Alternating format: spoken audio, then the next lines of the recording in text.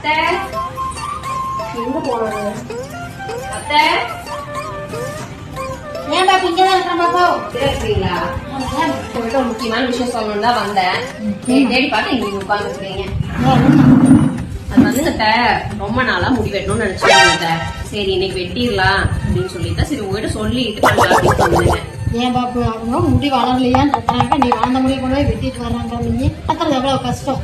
ஏன் பாப்பு இப்படி பண்ணிட்டு இருக்க? வயிற்று எங்கேயும் குடிச்சிருச்சா? சும்மா முடி வெட்டான்னு சொல்லிட்டு இருக்கேன். நான் அழகுக்காக வெட்டணும்னு சொன்னீங்க. கேன்சர் பேஷண்ட்டுக்காக நான் டொனேட் பண்ண போறேன். இந்த ஹேர் திரும்ப வளர முடியலான்னு சரி அப்படின்னு சரி தாராளமா கொடுக்கலாம், ஒன்னும் பிரச்சனை இல்லை. அப்ப கொடுக்கலாமா? கண்டிப்பா கொடுக்கலாம்.